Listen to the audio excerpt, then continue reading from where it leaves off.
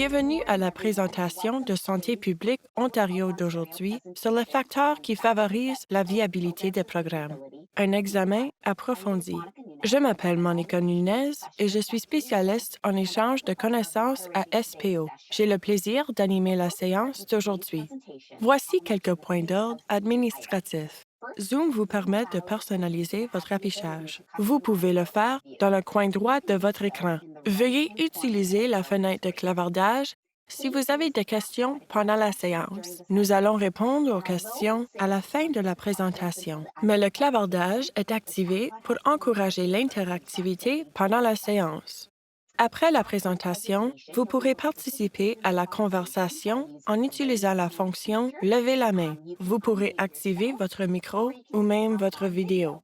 En cas de problème technique pendant la séance, veuillez envoyer un courriel à capacitybuilding@oahpp.ca. J'ai maintenant le plaisir de vous présenter la conférencière d'aujourd'hui, Andrea Bodkin. Andrea travaille en promotion de la santé et en santé publique depuis 2003, en mettant l'accent sur la conception et la mise en œuvre de programmes, la collaboration efficace et la conception de l'apprentissage. Elle est spécialiste principale en programme de promotion de la santé à SPO et apporte son expertise en planification, en évaluation, en engagement communautaire, en établissement de partenariats et en facilitation auprès des bureaux de santé publique de l'Ontario. Andrea détient une maîtrise en santé publique avec spécialisation en promotion de la santé de l'Université Deakin de Melbourne, en Australie. Bienvenue, Andrea. Merci, Monica. Merci beaucoup d'animer la séance et de m'avoir présenté. Comme Monica l'a mentionné, je m'appelle Andrea Bodkin. Je suis spécialiste principale en programme ici, à SPO. Je m'identifie comme une colonisatrice blanche cisgenre. Aujourd'hui, je vous parle de notre bureau du centre-ville de Toronto, mais je travaille habituellement à mon bureau qui se trouve juste à côté de la vallée Don et de la rivière Don, à Toronto, une région célèbre pour la promenade Don Valley. Mais la vallée Don elle-même est habitée par des peuples autochtones depuis plus de 10 000 ans. Au début, c'étaient de petits groupes de chasseurs nomades, puis les Wendat et les Haudenosaunee sont arrivés. Après que ces tribus se sont retirées vers le sud, les Mississaugas de Credit se sont établis dans la vallée Don. Plus tard, ils ont fini par se retirer dans une réserve près de Hagersville, en Ontario. Et je trouve ça intéressant parce qu'on parle souvent des Mississaugas de Credit et il est très facile de penser que cette bande est située à Mississauga. Mais elle est en fait maintenant à Hagersville. Et cette Première Nation existe encore aujourd'hui. Elle compte plus de 2500 membres, dont beaucoup vivent hors réserve. Les Mississaugas de Credit ont connu plusieurs siècles de changements, d'occupation de leur territoire traditionnel et une perte de culture, mais ils ont survécu et continuent de s'adapter et de devenir une communauté des Premières Nations résilientes. Comme je l'ai mentionné, j'ai un héritage de colonisatrice. 3 des 4 familles de mes grands-parents se sont établies dans le sud-ouest de l'Ontario au 19e siècle, donc dans les années 1800. Et beaucoup de mes ancêtres ont défriché la terre et établi des fermes. Nous avons une histoire familiale très détaillée, écrite par mes ancêtres, mais elle ne mentionne nulle part le travail ou l'association avec des Premières Nations. Il n'est pas mentionné comment mes ancêtres sont arrivés sur cette terre. Il est donc très important pour moi de me positionner en tant que colonisatrice et de faire la reconnaissance des territoires comme celle d'aujourd'hui parce que je reconnais les nombreux privilèges que j'ai. Je suis instruite, j'ai un logement sûr, j'ai un emploi à temps plein, je me sens en sécurité dans ma communauté. Ma liste de privilèges est sans fin. Et ces privilèges, je les dois aux actions de mes ancêtres. Et je reconnais que cela fait partie de mon rôle dans, espérons-le, l'environnement de réconciliation d'aujourd'hui, de reconnaître la terre où je me trouve et de bien réfléchir à la raison pour laquelle je le fais et à ce que je veux accomplir. Avant de passer au reste de la présentation, je tiens à remercier Sean Hakimi, qui est le deuxième auteur de l'article publié sur lequel se base cette série de webinaires. Sean fait actuellement des études doctorales à l'Université Queen's, alors il ne peut pas être ici, mais cet article n'aurait pas vu le jour sans lui. Alors je le remercie beaucoup. Et merci à vous tous d'être venus. C'est formidable de voir autant d'intérêt pour cet article. Alors, pourquoi sommes-nous ici? Bon nombre d'entre vous ont indiqué sur l'évaluation lors du tout premier webinaire en juin que vous aimeriez explorer davantage les 14 facteurs de viabilité des programmes de promotion de la santé. C'est ce que nous espérons faire dans ce webinaire. Je vais vous donner un tout petit peu de contexte sur l'article. Nous allons examiner ces 14 facteurs, puis il y aura une courte séance de questions et réponses à la fin. Ce webinaire est très riche en contenu, alors bouclez votre ceinture. Et je ne partagerai pas les diapositives du webinaire d'aujourd'hui. Vous verrez pourquoi dans un instant. La présentation contient surtout des images. Mais vous avez tous reçu hier un document très détaillé qui contient toute l'information dont je vais parler aujourd'hui et même un peu plus. J'ai préparé votre document sous forme de tableau. Le facteur dont je parle figure dans la colonne de gauche. Dans la colonne du milieu, je vous ai donné quelques détails sur ce facteur et certains des obstacles et des facilitateurs associés à ce facteur. Dans la colonne de droite, stratégie, ce sont des choses que vous pourriez mettre en œuvre, de préférence dans vos processus de planification des programmes, mais certainement dans vos processus de planification de la viabilité pour aider à maintenir votre programme. Dans votre document, il y a des facteurs de niveau 1 et de niveau 2 dont je parlerai tantôt. Vous avez donc là énormément d'informations. Avant d'aller plus loin, Lydia a une question de sondage pour nous. Je suis vraiment curieuse de savoir combien d'entre vous ont assisté au webinaire en juin ou si vous avez regardé l'enregistrement ou lu l'article de journal. Je pense que vous pouvez cliquer sur plus d'un choix. Bon, il y a beaucoup de gens pour qui ce contenu est tout nouveau. J'avais en quelque sorte supposé que les gens auraient regardé ou assisté au premier webinaire, alors je ne vais pas entrer dans les détails. Mais vous pourrez certainement y jeter un coup d'œil après ce webinaire si vous voulez plus de détails, en particulier sur la méthodologie, parce que je ne vais pas trop en parler. Bon. Voici un bref aperçu du processus. Comme je l'ai mentionné, il y a beaucoup de sources à consulter si vous voulez en savoir un peu plus sur ce que nous avons fait. Comme Monica l'a mentionné, je travaille dans le domaine de la promotion de la santé et de la santé publique depuis, je fais le calcul, environ 16 ans. Et beaucoup d'entre vous qui travaillez dans ce domaine depuis un certain temps connaissent très bien ce phénomène. On obtient une subvention, on obtient du financement pour un programme pilote, on planifie, on met en œuvre et on évalue, puis le financement du programme prend fin et pouf, le programme disparaît.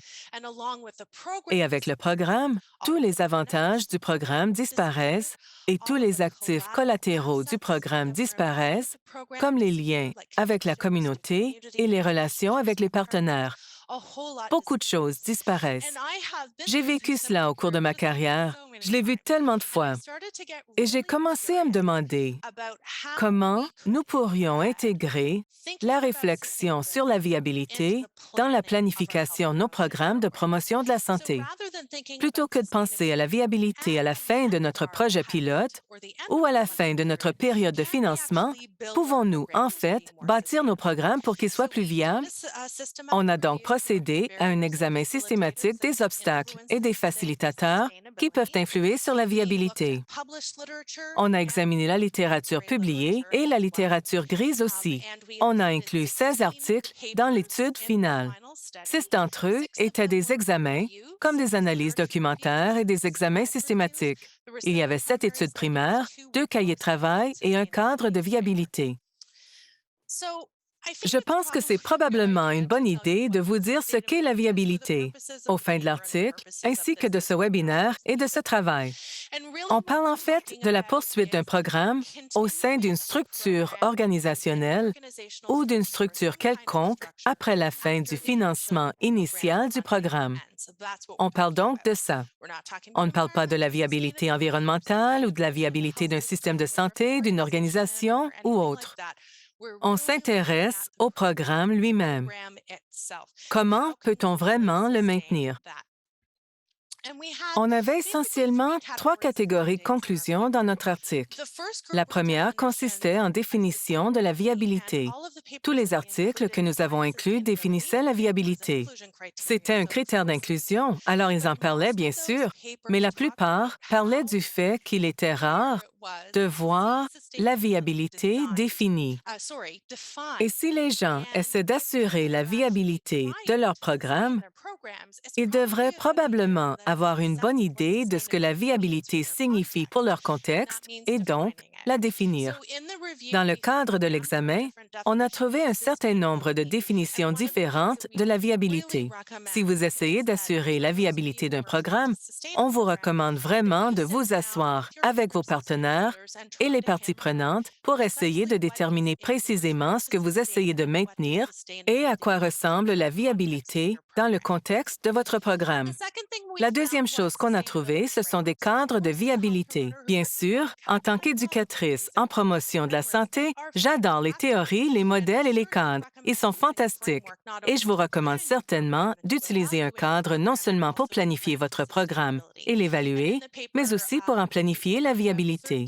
Et dans l'article, on a trouvé environ 13 cadres de viabilité uniques. Alors, vous pouvez certainement en examiner un certain nombre et en adapter quelques-uns. Notre troisième constatation, qui est vraiment la plus importante, porte sur les facteurs qui favorisent la viabilité d'un programme, et nous allons en parler dans un instant. On a relevé 83 obstacles et 191 facilitateurs dans les articles qu'on avait inclus et on les a classés en 14 catégories. On les appelle des facteurs. 9 d'entre eux proviennent d'un cadre a priori de Shell et collègues, 2013, qui a servi de base à l'outil d'évaluation de la viabilité des programmes, en anglais, PSAT, que vous trouverez très facilement en faisant une recherche Google. Comme il y avait pas mal d'obstacles et de facilitateurs qui ne correspondaient pas à ces 9 catégories de Shell, on a créé 5 catégories supplémentaires. Sur cette diapo, celles qui sont marquées d'un astérisque sont celles que nous avons développées. Ensuite, on voulait avoir une idée. On est arrivé à 14 facteurs en tout.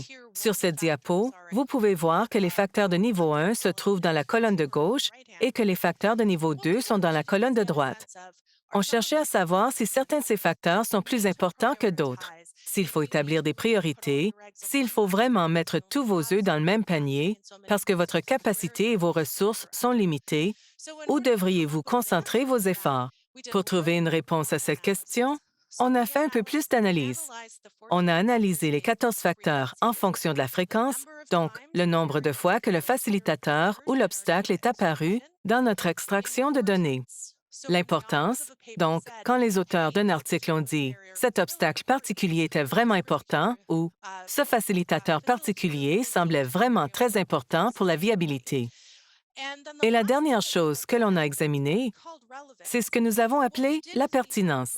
On a examiné le programme, la planification, le modèle et le cahier de travail de promotion de la santé de SPO et souligné chaque fois qu'il y avait quelque chose dans le cahier de travail qui figurait dans la littérature. Cela nous a permis de classer ou évaluer ces 14 facteurs. Nous les avons répartis en 3 niveaux. Les premiers niveaux sont affichés à l'écran. Il est à noter que nous avons créé 14 facteurs distincts, mais qu'en réalité, ils sont tous interreliés. Comme vous pouvez le voir dans la colonne « Caractéristiques clés » de votre document, j'ai indiqué les facteurs auxquels chaque facteur peut être lié. Je vais en parler un peu plus en détail tantôt. Ensuite, notre analyse nous a aidés à déterminer les facteurs qui pourraient être les plus critiques. Mais votre programme et votre contexte peuvent être très différents. Par exemple, on a mentionné que la capacité organisationnelle et les partenariats sont probablement deux des facteurs les plus importants, mais pour votre situation particulière, il pourrait y avoir quelque chose de différent. Il y a tellement de facteurs et le temps est très limité. Je ne peux pas croire que je parle depuis déjà si longtemps. Je voulais avoir une idée des facteurs qui sont les plus importants pour vous. Nous allons donc faire quelque chose de très amusant, appelé « Annoter ». En haut de votre écran, il devrait y avoir un bouton « Options d'affichage ».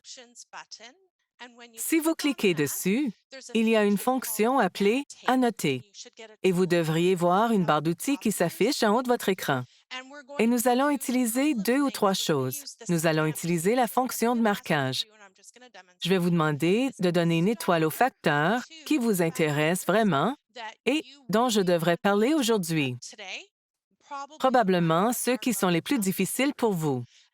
Et puis attribuer un cœur à certains des facteurs qui ne posent pas de problème, que vous comprenez parfaitement et sur lesquels je ne devrais pas m'attarder, à votre avis. Dites-nous si vous avez de la difficulté à trouver l'une de ces fonctions. Je vois des cœurs et des étoiles partout, c'est formidable! Je vais prendre quelques notes pour m'assurer de passer suffisamment de temps à parler des facteurs qui sont importants pour vous. Wow! Et je vais demander à notre animatrice géniale de m'aider à examiner tous ces incroyables... Wow!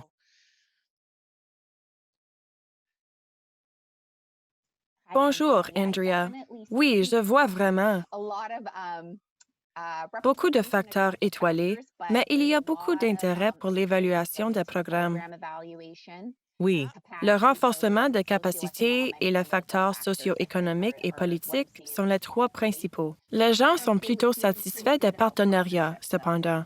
oui, il y a beaucoup d'amour pour les partenariats aujourd'hui, c'est plutôt bien. Je dirais que ce sont les trois premiers. Évaluation des programmes, renforcement des capacités, facteurs socio-économiques et politiques, puis la capacité organisationnelle semble aller dans les deux sens. D'accord, parfait. Merci beaucoup tout le monde. C'est la première fois que j'utilise la fonction Annoter dans Zoom. Mon collègue Dan Johnson, ici, à SPO, me l'a présenté et c'est très emballant. Bon, je vais modifier les paramètres de sécurité pour que vous ne puissiez plus annoter et je vais passer à autre chose. Je l'espère. Oh oh! Apparemment, je dois effacer certaines choses. Un instant. Bon, oh oh! Un instant, s'il vous plaît. Donnez-moi 2 secondes. Je dois juste revenir en arrière et effacer ceci. Annoter. Effacer. Bon. D'accord. Désolée pour ça. Maintenant, je vais revenir en arrière. Désolée, j'ai toute une série de barres d'outils qui s'affichent. Lydia, j'ai de la difficulté à naviguer dans mes diapos. Comment puis-je... Oh, ça va, voilà. D'accord. Merci beaucoup à tous de votre participation. La prochaine fois, nous n'oublierons pas d'effacer tout votre merveilleux marquage. Comme j'ai mentionné, ce webinaire s'inspire de l'évaluation du premier webinaire où beaucoup d'entre vous ont dit « Oh, c'était vraiment bien d'avoir ce contexte de l'article, mais on veut surtout avoir une idée un peu plus précise de ce qui est incorporé dans les 14 facteurs. » C'est ça que j'ai essayé de faire aujourd'hui. Je vais m'attarder sur certains facteurs. Je vais essayer d'accorder le plus d'attention possible aux 4 facteurs que vous avez tous aidés à identifier. Je parlerai des autres aussi et j'espère que votre document vous sera utile. Alors, la capacité organisationnelle, c'est le facteur qui a été le plus codé en termes de fréquence et d'importance. Alors, on peut en déduire que ce facteur influence fortement la viabilité du programme. Il s'agit de disposer des ressources nécessaires pour gérer efficacement le programme et ses activités. Cela semble un peu évident, mais en y réfléchissant, vous remarquerez que si votre organisation ou le groupe d'organisations qui met en œuvre le programme n'a pas la capacité adéquate pour planifier, exécuter, mettre en œuvre et évaluer le programme, il lui sera assez difficile de maintenir ce programme. Et ce facteur comporte beaucoup d'éléments. Je crois qu'il y avait 28 catégories d'obstacles et de facilitateurs, mais certains des plus importants étaient liés à la dotation. Le manque de personnel qualifié, la difficulté à recruter et à maintenir en poste du personnel et le roulement élevé du personnel sont tous des obstacles. Les facilitateurs sont le soutien du leadership et de la direction, une forte adhésion de la haute direction, l'identification, la mobilisation et le perfectionnement des dirigeants internes, l'engagement organisationnel pour que le personnel soit au courant du programme, ainsi que de la mission, de la vision et des valeurs du programme et de l'organisation, et l'engagement des dirigeants. Et j'ai trouvé très intéressant que l'organisation ait la capacité de mobiliser des ressources. Vous avez des ressources et vous êtes en mesure de les mobiliser. Vous devez peut-être redéfinir les priorités, déplacer des gens ou tirer parti des capacités des partenaires ou ce genre de choses. Vous pouvez mobiliser des éléments comme le temps, les ressources humaines et les finances. Ensuite, la structure organisationnelle et la gouvernance peuvent être des obstacles ou des facilitateurs. Des stratégies qui pourraient être utiles ici et qui peuvent sembler évidentes. Il faut s'assurer que l'organisation a la capacité de mettre en œuvre et de maintenir pleinement son programme avant de le mettre en œuvre. Cela peut comprendre des éléments comme la dotation, le leadership et le soutien à la gestion. Je ne vais pas consacrer beaucoup de temps au facteur suivant parce que les partenariats ont reçu beaucoup de cœur tantôt. Mais ce facteur est vraiment important. C'est le deuxième facteur le plus coté. On en a aussi beaucoup parlé dans la planification du cadre du programme de promotion de la santé de SPO et il a été mentionné dans chacun des articles inclus dans notre étude. Et j'ai vraiment trouvé que ce facteur est lié à tous les autres facteurs. Donc, la mobilisation des partenaires, des intervenants et des communautés. Chacun de ces facteurs peut favoriser la durabilité. Par exemple, vous pourriez avoir un réseau de partenaires qui inclut les intervenants, les communautés et les gens qui participent à votre programme. Et ce réseau pourrait vous aider à plaider pour la viabilité. Il peut aider à fournir des ressources supplémentaires, apporter des compétences et des connaissances particulières au partenariat dans le cadre du programme et appuyer la prestation de services. Ensuite, en termes de l'engagement communautaire, en travaillant vraiment avec la communauté que vous voulez rejoindre avec ce programme, vous augmenterez son sentiment d'appartenance et sa participation au programme, ce qui peut mener à une plus grande viabilité plus tard. Certaines stratégies de partenariat efficaces comprennent la mobilisation de partenaires qui ont une vision commune et une mission semblable et la répartition des tâches entre les partenaires au moyen d'approches participatives. Parce qu'il s'agit de faire participer les partenaires de façon significative à chaque étape du programme et d'intégrer la viabilité dans les ententes de partenariat. Ainsi, lorsque vous élaborez des ententes de partenariat, ne pensez pas seulement à la durée initiale du programme, ce pourrait être la durée du financement, mais aussi au-delà. Et comment pouvez-vous faire participer cet intervenant ou ce partenaire particulier à la viabilité? Le prochain facteur est la planification stratégique. Il est intéressant parce que, selon cette définition, c'est le processus de définir l'orientation, les buts et les stratégies du programme. Ça ressemble un peu plus à une définition de la planification des programmes que de la planification stratégique, mais en réalité, c'est une situation de patate ou pomme de terre. Peu importe le type de planification que vous faites, stratégique, du programme, de l'évaluation ou de la viabilité, l'important ici, c'est que vous êtes réellement en train de planifier. Vous examinez délibérément si le programme peut être intégré à votre organisation et aux structures organisationnelles. Vous planifiez tout cela dès le départ. Il y a aussi beaucoup d'obstacles et de facilitateurs liés à la planification de la viabilité que nous incluons dans ce facteur. On a parlé de l'allocation de fonds pour planifier la viabilité, l'allocation de ressources en personnel pour planifier la viabilité et l'évaluation régulière de votre processus. Certaines des stratégies pour ce facteur comprennent la planification du programme de promotion de la santé et des activités connexes autour d'une théorie ou d'un cadre établi. J'adore ces choses. L'évaluation de l'environnement et du contexte local dans lequel le programme va être mis en œuvre. Par exemple, vous pourriez effectuer une analyse FFPM ou une évaluation de la situation. Assurez-vous que les objectifs et les activités du programme correspondent aux besoins de la communauté et au contexte et planifiez adéquatement chaque étape. Le prochain facteur est le financement. Souvent, lorsqu'on pense à la viabilité, on pense que la viabilité et le financement sont exactement la même chose. La viabilité, c'est beaucoup plus que le financement. Mais si vous éliminez le financement, cela peut vraiment entraver les efforts de certaines organisations pour maintenir le programme. Ainsi, la définition ici est de faire des plans à long terme basés sur un environnement de financement stable. J'aimerais bien pouvoir simplement agiter ma baguette magique et souhaiter un financement stable pour vous tous. Mais vous pouvez aussi accorder la priorité à la stabilité du financement en y affectant des ressources et du personnel et en adoptant de multiples stratégies pour obtenir des fonds. Pensez aux bailleurs de fonds multiples, pensez à toutes ces choses, et ce, dès le début. Je pense souvent au fait que les organisations, les gouvernements et toutes sortes de gens ont des listes de valeurs, de priorités, d'objectifs, de mandats et toutes ces bonnes choses. Ce que vous savez vraiment au sujet des priorités de ce groupe particulier de personnes, qu'il s'agisse d'une organisation ou autre, vous connaissez leurs priorités quand vous examinez leur budget. Et si vous voulez accorder la priorité à la viabilité, vous devez l'inclure dans votre budget.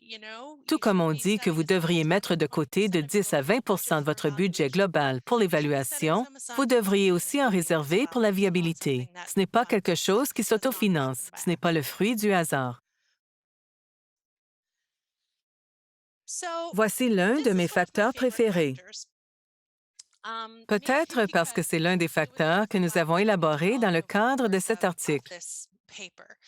C'était vraiment intéressant de voir qu'une si grande partie de la documentation traitait de choses liées à la concordance et à l'harmonisation et que cela ne figurait pas dans le cadre a priori que nous avons utilisé, Shell et collègues 2013.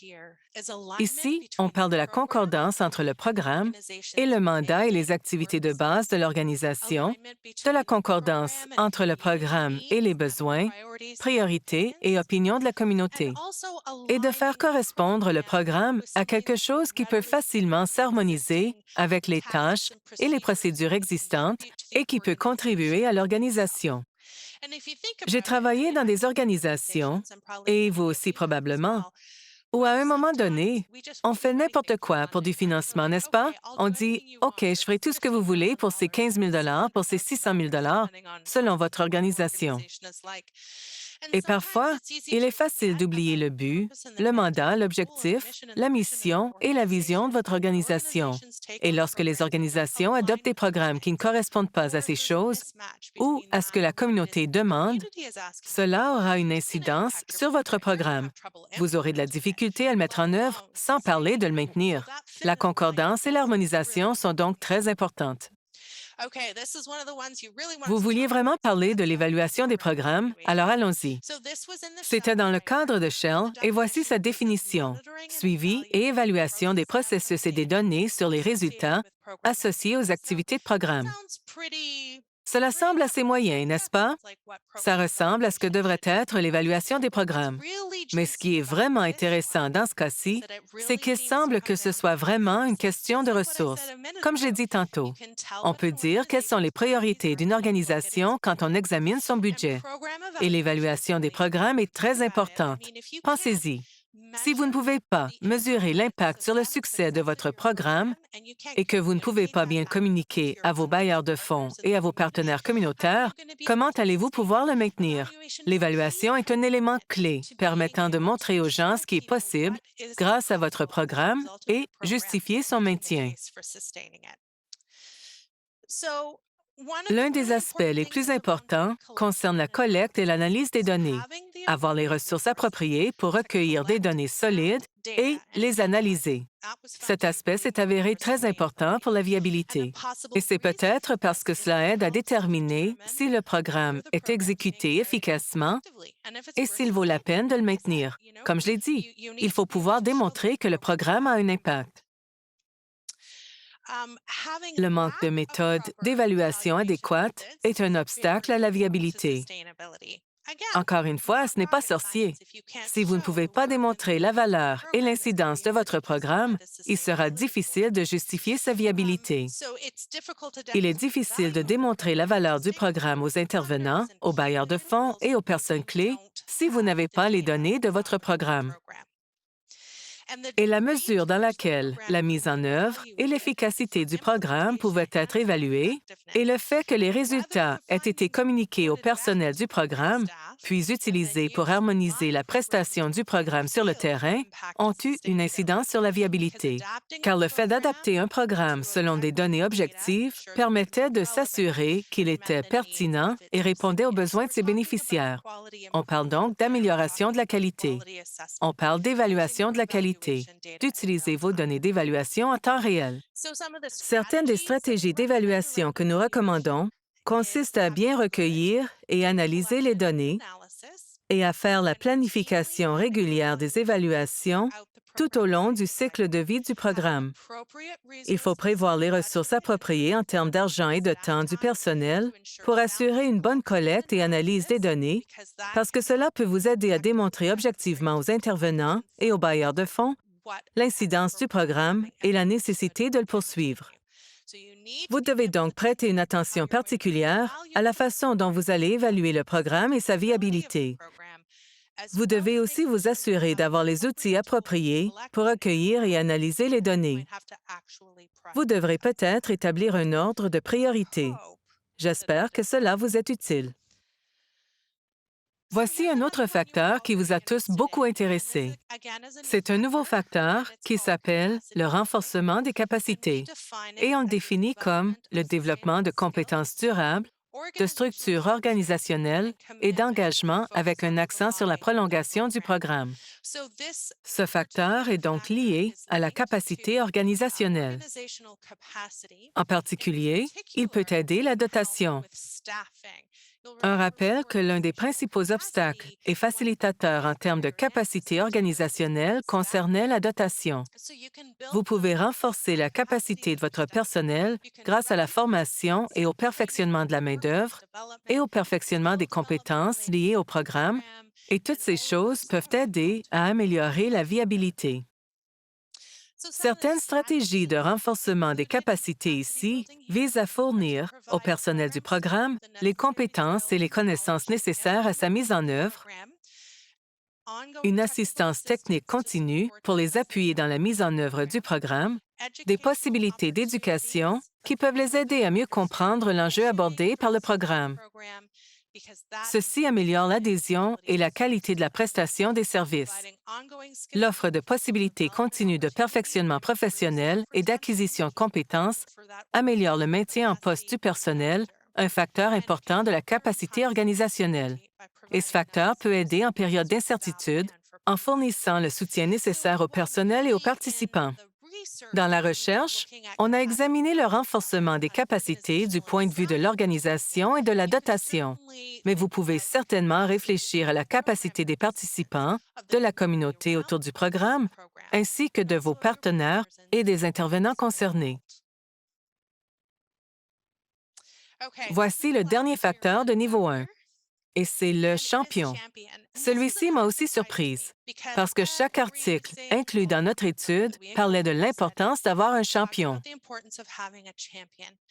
Et ce facteur n'était pas inclus dans le cadre de Shell et collègues que nous avons utilisé pour le cadre a priori. Un champion de programme est une personne ou plusieurs personnes influentes qui font la promotion du programme.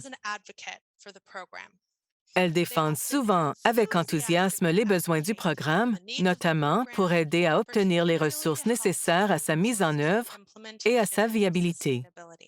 Parfois, votre champion peut être une personne puissante, occupant un poste de leadership, ou un modèle clé, ou un partenaire, ou un intervenant. C'est peut-être un groupe communautaire ou un groupe de personnes qui ont accès au programme ou qui y participent. Et ce facteur est lié à beaucoup d'autres. Il est lié au facteur de partenariat parce que certains de vos partenaires peuvent être des champions. Il peut également être lié à l'évaluation et à la communication, car ce champion pourrait être un porte-parole et être en mesure de communiquer clairement au nom de votre programme. Il s'est avéré utile d'avoir un champion au niveau de la direction pour améliorer la viabilité parce qu'il est assez bien placé pour préconiser la poursuite du programme. Il y a même eu un cas où l'échec d'un programme a été attribué à l'absence d'un champion. L'exemple qui me vient toujours à l'esprit, qui est tiré de certaines choses sur lesquelles je travaille et non de la littérature, c'est le programme Action communautaire Enfants en santé, auquel beaucoup d'entre vous ont peut-être participé il y a quelques années. C'était un très vaste programme financé par le ministère de la Santé. Une partie du processus de demande de financement de ce programme consistait à désigner un ou plusieurs champions, et la plupart d'entre eux étaient impliqués d'une façon ou d'une autre au niveau municipal. Il pouvait s'agir d'un maire, d'une conseillère municipale ou d'une autre personne influente. Et le fait d'identifier cette personne dès le début peut contribuer à la viabilité. Bon, je regarde l'heure. Je crois que les gens s'intéressaient aussi un peu aux communications. Je n'ai pas de diapo individuelle pour les autres facteurs du niveau 2, mais je pourrais certainement parler de quelques éléments. Et je sais qu'on voulait aussi aborder les facteurs socio-économiques. Je veux vraiment parler des communications parce que ce facteur est tellement relié à beaucoup d'autres choses. Comme je viens de le mentionner, il y a un lien avec le champion, l'évaluation des programmes, la concordance et l'harmonisation et le financement. Les communications jouent un rôle très important en ce qui concerne les partenariats. Il faut avoir des communications régulières et authentiques avec les partenaires et les participants au programme dans la communauté. Elles peuvent aider à sensibiliser davantage la communauté à ce problème, ce qui peut jeter les bases de la pérennité du programme. Vous voudrez peut-être penser à des stratégies de marketing, aux médias sociaux, essentiellement faire passer le message parmi vos partenaires, intervenants, champions, participants au programme, puis faire passer le message à la communauté dans son ensemble. Examinons le facteur socio-économique. C'était un nouveau facteur et vous pouvez voir que c'est en fait le tout dernier facteur du niveau 2. Mais cela ne veut pas dire qu'il n'est pas important pour les circonstances particulières de votre programme. Il y a un facteur qui s'appelle le soutien politique. Mais les facteurs socio-économiques et politiques ne sont pas tout à fait les mêmes.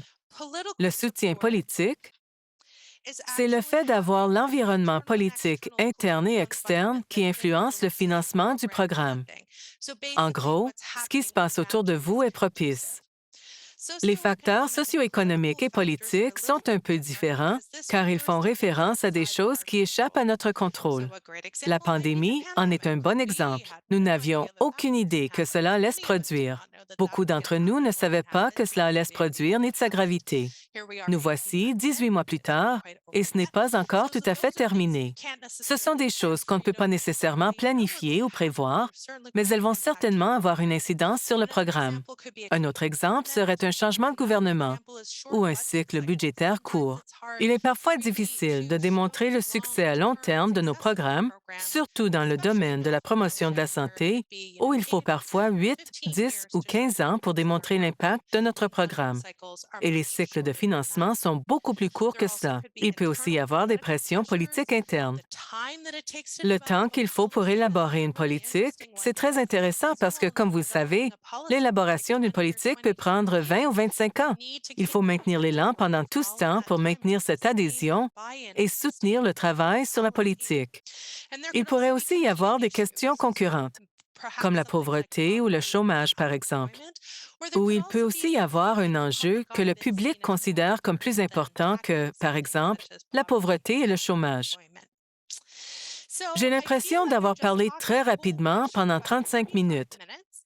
Je peux parler un peu plus de certains des facteurs si vous le voulez, mais je pense que nous pouvons probablement passer à la période de questions. Monica, je vais peut-être vous demander si vous avez des questions avant de passer aux questions du clavardage. En fait, Andrea, la question dans le clavardage m'intéresse beaucoup. Il y en a déjà quelques-unes qui sont fantastiques et probablement d'autres en cours de route. Génial. Passons aux questions. Oui, passons aux questions. Sam demande, la fidélité au programme entre-t-elle en jeu quand on parle de viabilité? Et comme suivi, faut-il définir ce qu'il faut maintenir après la mise en œuvre du programme? Il n'est peut-être pas nécessaire de tout maintenir après la mise en œuvre du programme. Quelle question incroyable! Je suis très heureuse que ce soit la première question, Monica. Un des facteurs que nous avons trouvé s'appelle la mise en œuvre du programme. Il s'agit du deuxième facteur du niveau 2. Et même si la mise en œuvre du programme et la fidélité au programme ne sont pas exactement la même chose, elles sont très semblables. C'est logique. Si vous n'avez pas mis en œuvre le programme dans son intégralité, il sera assez difficile de le maintenir. Que ce soit à cause de ce qui s'est passé dans l'environnement socio-économique ou politique, ou de quelque chose qui s'est passé avec votre programme. Il y a certainement un lien entre la fidélité au programme, l'adaptation du programme et la viabilité du programme. Et pour la deuxième partie de votre question, Sam, vous avez tout à fait raison. Il faut absolument définir ce que l'on veut maintenir et réfléchir de façon vraiment critique à ce qui doit être maintenu. Parce qu'on pense souvent qu'il faut tout maintenir. Oh, nous voulons maintenir l'ensemble de ce projet. Et peut-être que ça va tout à fait. Peut-être que votre programme n'a pas du tout besoin d'être maintenu. Peut-être qu'il ne peut pas l'être pour une raison quelconque. Mais il y a peut-être juste des parties du programme que l'on veut maintenir. Je vais donc simplement essayer de revenir à une diapo précédente, si je peux la trouver. Voilà. Allons-y. Je vais revenir à la diapositive qui présente la définition de la viabilité. Parce que cela vous donne une idée de ce qui peut être réellement maintenu. Cette définition de la viabilité vient de Shediac, Riskala et Bone, et elle envisage la viabilité à 3 niveaux. Le maintien des avantages individuels. Est-ce que les participants au programme ont modifié leur comportement? Ont-ils perdu du poids? Ont-ils arrêté de fumer? Leur revenu de base a-t-il augmenté? Le maintien de ces bienfaits pour la santé pourrait être l'une des choses que vous pourriez maintenir. Vous pouvez poursuivre une partie ou la totalité des activités de programme au sein de l'organisation. Vous pourriez maintenir la capacité de la communauté afin qu'elle poursuive le programme. Nous pensons aussi souvent, dans une perspective de viabilité, aux partenariats qui ont été établis. Et dans certains cas, c'est le partenariat qui est maintenu, pas le programme, pas certaines parties du fonctionnement ou du programme. Mais en fait, les gens qui se sont assis à la table pour travailler ensemble, cela s'est poursuivi. Vous devez donc réfléchir à ce que vous voulez maintenir. Et l'outil PSAT, que j'ai mentionné brièvement, l'outil d'évaluation de la viabilité des programmes, il y a les 9 facteurs qui ont été inclus dans notre examen et il y a des feuilles de travail pour chacun d'eux. Et cela peut vous aider à voir quels sont les points forts du programme que vous pourriez peut-être envisager de maintenir. J'espère avoir répondu à votre question, Sam. Merci, Andrea. Je vais passer à la question d'Ian parce que je pense qu'elle s'appuie sur votre réponse. Mais je veux d'abord inviter toute personne qui a des questions à le taper dans le clavardage ou vous pouvez lever la main en utilisant la fonction au bas de votre écran. Quand nous vous nommons, vous pouvez activer votre vidéo ou activer votre micro si cela vous convient. Sinon, vous pouvez utiliser la fenêtre de clavardage. Voici la question d'Ian. Lorsqu'on établit un budget pour la viabilité, quels éléments précis suggérez-vous? Est-ce que cela se rapporte à la définition et à ces 3 niveaux? Ou Oui, absolument. Parce que vous devez avoir une idée de ce que vous essayez de maintenir. Parce que sur le plan budgétaire, le maintien des impacts individuels serait très différent du maintien du programme ou du maintien d'un partenariat. Je pense donc que cela en fait certainement partie. Ensuite, et je pense que cela fait peut-être partie de votre question, Ian, alors activez votre micro si vous voulez en dire plus à ce sujet. Alors, si je vais consacrer des ressources pour assurer la viabilité de mon programme, quelles activités devrais-je prévoir dans mon budget? Je pense que cela fait partie de votre question. Et je pense que cela nous ramène à la définition, comme l'a mentionné Monica. Et je pense que cela dépend vraiment du contexte particulier de votre programme. Et je pense que cela pourrait se rapporter à certains des obstacles qui pourraient se présenter alors que vous essayez de maintenir le programme, et c'est peut-être à cela que vous devez prêter attention. Par exemple, disons qu'une fondation vous a octroyé une subvention de 3 ans et qu'il n'y a aucune possibilité pour elle de prolonger le financement, et disons qu'un critère pour obtenir cette subvention de la fondation était que vous ne pouviez pas obtenir de subvention d'autres parties par la suite. J'invente ces détails pour vous donner un exemple. Mais en planifiant la viabilité, si vous savez que vous ne pourrez pas obtenir de financement de X, Y, Z, vous devez déterminer comment vous allez y arriver. Et l'une des possibilités pourrait passer par les partenariats et les intervenants. Il y a peut-être une organisation dont le mandat s'harmonise étroitement avec votre programme et qui pourrait peut-être prendre en charge le programme. Et c'est ainsi que votre programme est maintenu. Alors voilà un exemple, Ian, et j'espère qu'il vous a été utile. N'hésitez pas à poser une question supplémentaire ou à activer votre micro si vous le souhaitez. Merci beaucoup, Andrea. C'est tellement intéressant. Ian dit merci. C'est très intéressant de voir comment les facteurs se recoupent et comment vous pouvez tirer parti les uns des autres. À ce sujet, Lori Dawn demande s'il y a un lien entre un des facteurs et une autre composante de la viabilité. Elle demande où se situe la diffusion. Je suppose que ça irait dans la communication. Oui, mais probablement aussi dans l'évaluation. Mais peut-être aussi dans les partenariats, parce que ce sont peut-être vos partenaires qui peuvent vous aider à diffuser l'information. Peut-être aussi dans les champions pour la même raison. Ça pourrait faire partie de la planification stratégique parce que vous devez peut-être planifier cet élément dès le début. Donc, à titre d'exemple, et je n'ai pas de données pour savoir si cela démontre la viabilité, l'une des choses qui est très populaire en ce moment dans l'évaluation, en particulier avec les communautés autochtones, est la narration numérique. Et si vous savez que les histoires numériques seront le volet principal de votre évaluation, il s'agit de stratégies de diffusion très particulières parce que vous parlez de vidéos et que vous utilisez peut-être TikTok et toutes ces choses pour lesquelles vous avez peut-être vraiment besoin de planifier explicitement. Alors, je pense que la diffusion va probablement partout. Elle a certainement un rôle important dans la communication et aussi l'évaluation. Et vous pouvez aussi penser à qui peut diffuser avec vous. Et c'est là que vous faites appel à vos partenaires et à vos champions. Lori Dawn dit donc tenir compte de toute la possibilité de diffusion et de mobilisation. Essentiellement, faites tout le temps. C'est mon conseil utile. Excellent. Merci, Andrea. Et merci, Lori Dawn, pour cette question. Voici une question de Gillian. Quelles idées ou recommandations y a-t-il sur ce qui se passe lorsqu'un champion n'est plus là? Vous savez, c'est une excellente question. Gillian, je devrais peut-être consulter le tableau d'extraction des données pour voir si je peux le trouver, parce que je n'ai rien trouvé dans mes notes. L'une des choses que j'ai trouvées très intéressantes, c'est que la littérature parle d'avoir un champion, mais dans ma pratique, j'ai vu, et vous avez tous vu, et je parie que c'est pourquoi vous avez posé la question, Gillian, qu'arrive-t-il lorsque ce champion part et que tout s'écroule soudainement? Ma recommandation, et je ne sais pas si elle est valable dans la littérature, car on n'a pas étudié cette question précise, c'est de penser à un groupe de personnes autour de vous.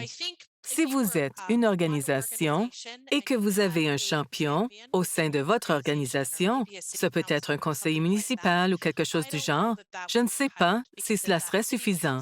Parce que si le conseiller municipal perd son siège, par exemple, tout tombe à l'eau. Mais si vous avez un réseau, si vous avez des intervenants, si vous avez des partenaires, si vous avez un groupe de champions, s'il y a, par exemple, un grand partenariat entre la santé publique, les parcs et les loisirs, l'éducation ou la santé communautaire, ce sont des partenaires importants. Vous pouvez avoir un groupe de champions de chacun de ces secteurs et aussi de la communauté. Je pense que le taux de roulement des champions communautaires serait probablement plus élevé.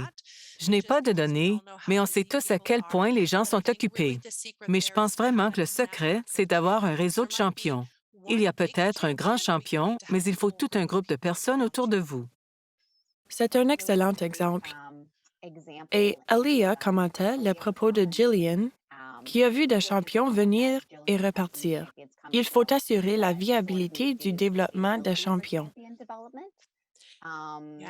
Oui, Ça ressemble un peu à ce que vous suggérez, un recrutement de champions. Donc, en élargir un peu la portée. Ensuite, Paul suggère la planification de la relève pour vous assurer d'avoir un champion.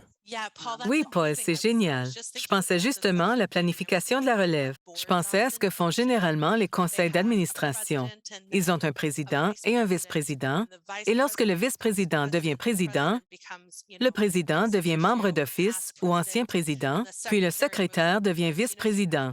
La planification de la relève se fait ainsi. Et il n'est pas nécessaire d'être aussi formel, mais c'est quelque chose auquel il faut vraiment réfléchir. Comment avoir des voix fortes de champions, tout en veillant à ce qu'il y en ait d'autres derrière eux, au cas où quelque chose ne fonctionnerait pas. C'est peut-être là qu'il faut vraiment réfléchir à ce qui motive les champions à devenir des champions et à ce qui les motive à rester dans le programme. Ceci pourrait avoir un lien avec l'évaluation. Si vous démontrez vraiment que votre programme a un impact et que le champion se soucie vraiment de cet impact, cela va l'aider à rester impliqué, n'est-ce pas? Le renforcement des capacités pourrait aussi être utile, car il y a peut-être des choses que vous pourriez faire pour aider ce champion à rester motivé et engagé dans le programme. Il pourrait s'agir de formation ou de développement des compétences ou de possibilités ou d'un partenariat pour un autre type de programme. Soyez champion pour mon programme, je serai champion pour le vôtre. Il peut y avoir beaucoup de choses là-dedans. Merci, Andrea. Et Gillian remercie tout le monde pour les conseils. Ils vont y travailler cette année. Alors, il nous reste encore quelques minutes pour d'autres questions. Mais entre-temps, j'en ai une pour vous, Andrea. Vous avez mentionné qu'il est difficile de prédire ces facteurs socio-économiques et politiques, et on sait que la pandémie a vraiment ébranlé la viabilité de beaucoup de programmes. Y a-t-il des facteurs qui pourraient être plus importants en ce moment, ou cela dépend-il vraiment du programme et de son état actuel ou avant cette période?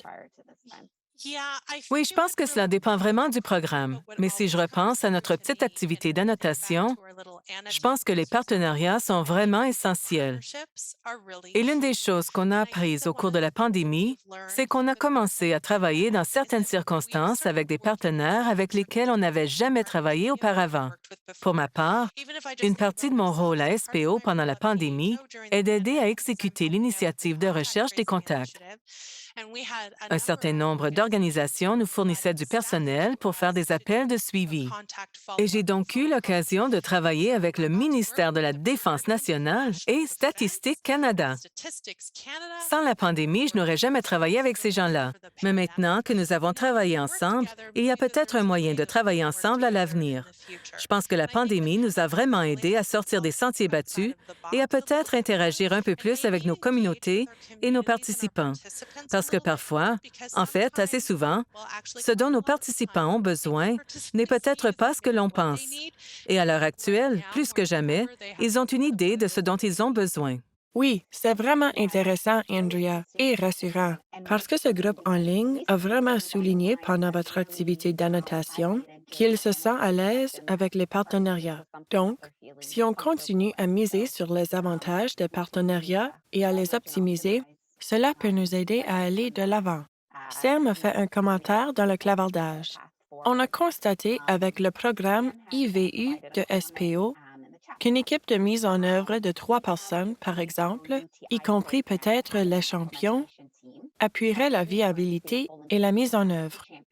On a donc intégré au programme une équipe de mise en œuvre pour appuyer la mise en œuvre, mais aussi la viabilité. Oui, c'est un excellent commentaire, Sam. Ça nous ramène à ce que je mentionnais tantôt sur la planification de la viabilité et sur le fait qu'il faut y consacrer la capacité et les ressources nécessaires. Donc, avoir un groupe de personnes qui travaillent sur la viabilité. Il peut s'agir du même groupe que l'équipe de mise en œuvre, ou il peut y avoir un peu de chevauchement. Je pense que c'est vraiment fantastique, parce que lorsque vous avez ces gens, lorsqu'ils sont responsables d'assurer l'avenir du programme et que vous y avez consacré des capacités et des ressources, alors ils peuvent vraiment aider à y parvenir. C'est un excellent commentaire. Je l'adore. Je me demande si les autres participants à cet appel ont eu recours à des équipes de mise en œuvre qui ont aussi contribué à favoriser la viabilité. Oui, Mettons tout le monde sur la sellette. absolument. Alors, je ne mentionnerai pas de nom ici, mais je viens de recevoir un message direct de quelqu'un avec qui je travaille à la recherche des contacts. Il dit, « Je suis tout à fait d'accord pour dire que les partenariats sont essentiels. C'est bien de vous entendre le dire. Attendons quelques instants au cas où il y aurait d'autres questions. Entre-temps, je vais mentionner qu'à la lumière des commentaires que vous avez formulés lors du premier webinaire, nous en avons fait une série. Aujourd'hui, nous avons examiné en détail les facteurs. Lors du troisième webinaire, le 27 octobre, il y aura un échange de connaissances de la part des gens qui ont réussi à maintenir des programmes après la perte du financement initial. Ce sera en quelque sorte un panel. Je vais demander à 2 ou 3 organisations de nous expliquer comment elles soutiennent leurs programmes et de nous aider à établir des liens entre ce qu'elles ont fait et les 14 facteurs. Et nous allons bientôt vous envoyer de l'information à ce sujet. Alors, surveillez vos messages. De plus, si vous avez des suggestions, n'hésitez pas à les indiquer dans l'évaluation. En particulier, j'aimerais vraiment savoir comment vous avez réagi au document qu'on vous a remis, s'il vous a été utile et, sinon, pourquoi pas. Je songe à en faire une ressource plus vaste de SPO. On a eu du mal à trouver un format et une façon logique de vous transmettre toute cette information incroyable. Si vous avez des questions ou des commentaires sur le document que vous avez reçu, surtout sur la façon de l'améliorer ou s'il a répondu à vos besoins, j'aimerais bien les entendre, car cela me serait très utile. Voici la diapositive avec mon adresse courriel. Vous pouvez aussi me trouver sur Twitter à commercial Andrea Bodkin. Vous pouvez écouter le balado que j'anime qui s'intitule Tenfold. Il traite de l'engagement communautaire et de la santé publique. Vous le trouverez dans tous les principaux sites de balado. Merci à tous d'être ici. Merci, Andrea. Je tiens à vous dire que vous avez déjà reçu des félicitations pour le document. Ah, yay! Merci beaucoup, Andrea, pour votre exposé d'aujourd'hui. Je tiens à remercier tous ceux et celles qui ont participé à la séance d'aujourd'hui. Vous allez recevoir un bref sondage d'évaluation anonyme sur la séance d'aujourd'hui. Veuillez le remplir, car cela nous aide vraiment à améliorer notre programmation. Et Lydia l'a déjà publié dans le clavardage, alors vous pouvez y accéder directement si vous avez hâte de le faire. Alors, merci. Je vous souhaite une excellente journée. Merci, Andrea. Merci. Au revoir tout le monde. Au revoir.